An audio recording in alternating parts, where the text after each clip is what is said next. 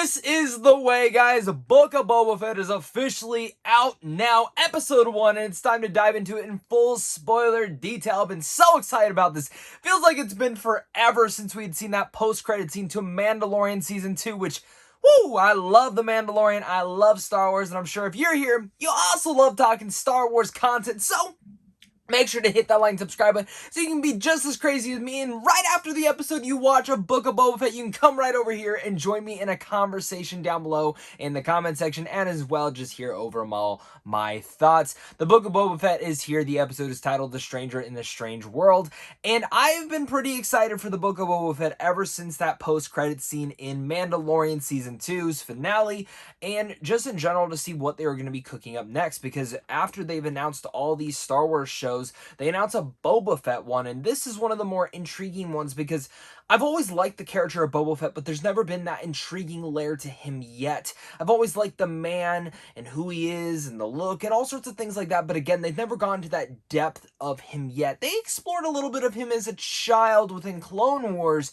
and maybe if you read some of the Legends novels, you understand some things in that, but for me, after he showed up in Mandalorian Season 2, I was like, he's great in here. Then we see he's getting his own show. And I was wondering, how is this going to be? And this first episode is really good. I don't think it's great. I don't think it's amazing. But it's really good. And it has me sold on the premise. I'm excited to see where episode 2 takes us. And in general, off to a little bit of a slower start because Robert Rodriguez, who directed this and very much is producing the show alongside Jon Favreau and Dave Filoni, has said that a lot of the trailers are pretty much just the first 15 minutes of the episode. And overall, from the trailers and clips that I can remember, there's maybe like 1 or 2 scenes that I didn't see in this first episode, and I imagine they'll probably be in episode 2. So I was expecting and waiting for something gigantic to happen in here. And there was a gigantic sand creature that I cannot remember the name of that creature, but that was pretty damn cool seeing it in live action. And I did love seeing it come to life in the way that they were able to bring that to life. And I've really been impressed with the effects of all the different creatures and characters that we have seen so far in Star Wars. But that was really cool, and we'll talk about that in a second. But I was very much, I think a lot of fans were wondering, okay, so what's this big surprise you're going to have in here? And I think we'll talk about theories towards the end of this video as well. But I was expecting a little bit something else to kind of see where it was going off, but again, this is the beginning. We get to see him escaping the Sarlacc pit, which was awesome. Seeing the kind of design in there, we all knew he was going to be carried out or torn out of it, but how was he? And seeing that he rips out that little air filter from the stormtrooper and putting it into his to breathe, and then pushing his finger or his hand through and then lighting the flamethrower, that was just badass. He comes out, he crawls his way out of the Sarlacc pit, he destroys one of the most infamous creatures in Star Wars history, and yeah, passes the hell out. And of course the Jawas show up, which I knew this was going to exactly happen, and it really much goes off of the novel. I can't remember the one, but one of the ones that Cobb Vanth is in, there is a description of, you know, Boba Fett armor and all sorts of things like that being found out in the desert. And for me, you know, it makes sense that the Jawas would rip it off him and steal him and then knock him out. And then, of course, the Tusken Raiders would come out of nowhere and grab him as well and, you know, go from there and take him back to their camp. And from there, it flashes forward. You see some flashbacks of there getting his ass kicked there, pretty much him trying to escape. Again, getting his ass kicked, getting bring back. And then he wakes up in his little healing tub, where then he gets suited up into his Boba Fett armor because Fennec says, hey, it is time. People are coming for you. And it's awesome. First off, Fennec, I fucking love her. I think she's so good in this.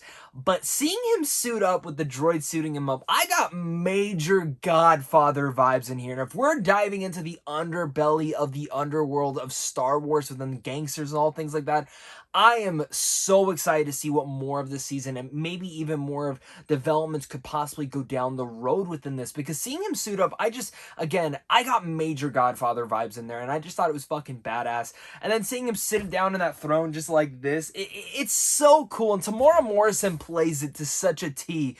He's not just a badass, but he just plays it like he is that badass. And you got to give credit to where credit is due for Morrison in that part. But seeing Fennec right next to the side, seeing these people bring off stuff, it was nice. It was cool. And then this guy comes in who's apparently with the mayor. Who is the mayor? There's a couple different theories that I have for that per se, because they kind of want, the mayor's like, this person is like, hey, the mayor wants you to pay him, and he's like, what do you mean I'm not gonna pay you. I just took over Bib Fortuna and Jabba the Hutt's entire operation. You want me to pay you? No, you're supposed to be paying me.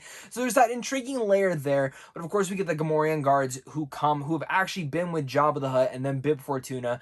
And this is what I like about Boba Fett, because from when the last time we saw him in Mandalorian, especially that first time, he was ruthless.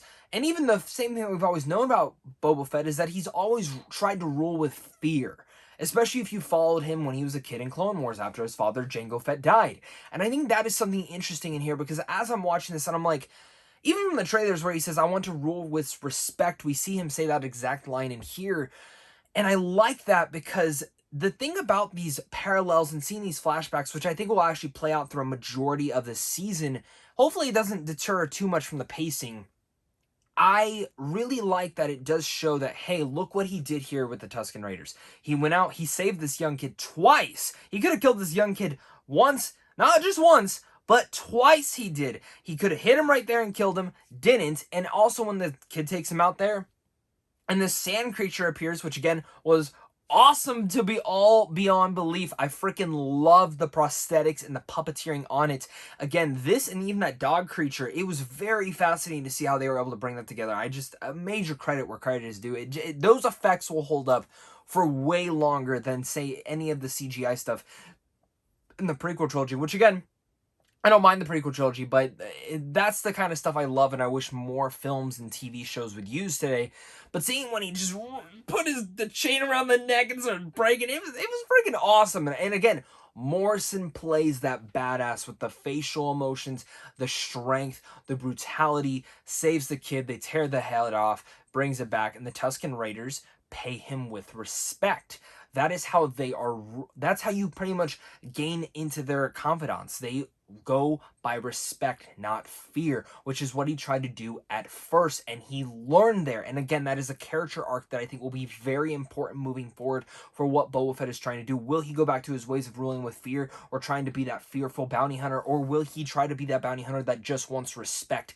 That is what I love right there, and I think it was very important to see, especially as we flash back to the rest of this episode in the present, seeing him kind of go to this the cantina, which was great to see that the band is still playing there, which I got a smile from that.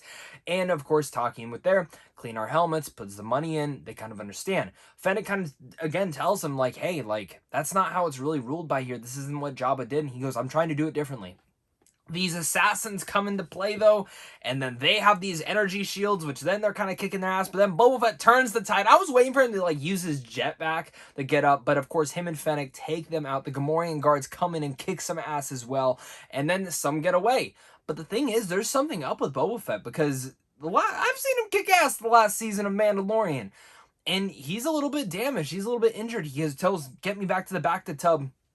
Fennec, keep one alive. She goes out, she takes one out, saves the other one, and that's where it kind of ends for that storyline, which again, that's pretty much the rest of this episode. It's like a 39-minute episode with credits, and nothing after the credits, thank God. I'm always going to check now for Star Wars stuff that there is something after the credits, because I almost missed that Mandalorian 2 season finale. For me, though, this is where it kind of goes to my cons that I do want to talk about, because it didn't leave us with anything going, okay, so what's for next week?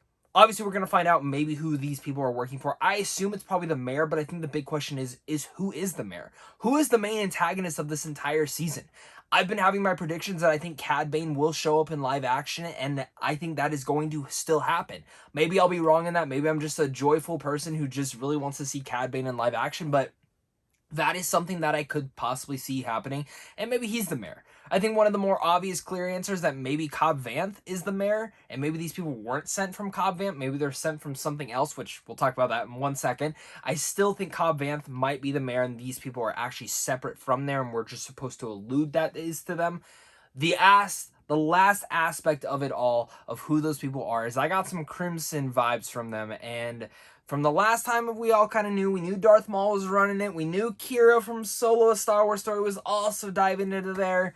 Is it possible Kira might be in it? We know Darth Maul at this point in time is dead in the timeline, but we don't know anything about Kira, and I think that would be interesting. And it seems like they are hiding a lot of fun secrets in here. We didn't get any big Grogu reveals at the end of this like we did the first episode of Mandalorian back in season 1, which absolutely blew our minds. but it was enough to intrigue me to really like this show and be like, all right, I'm sold. Now give me more. Tamora Morrison absolutely makes the show. Fennec is a great ally to Boba Fett in here. And again, I like the vibe. I like what they're going for. I like this underworld seed belly. I wanted a little bit more, but I feel like I always say that when I'm watching these Mandalorian or any sort of the Star Wars shows so far. So overall, I really like this episode. I'm really curious to hear your guys' thoughts and theories. Who do you guys think these people are working for? What are you looking forward to next week? What is something you want to see inside the show? Do you think Baby Grogu and, of course, Din might show up in here? Maybe we'll get Luke Skywalker and Han Solo. Who knows? There's a lot to discuss, and I can't wait to hear your guys' thoughts down below in the comment section. If I missed anything, you guys want to have more of a discussion, leave a comment down below. Of course, guys, until next time, may the Force be with us all, and remember, this is the way. I'll see you guys next Wednesday night.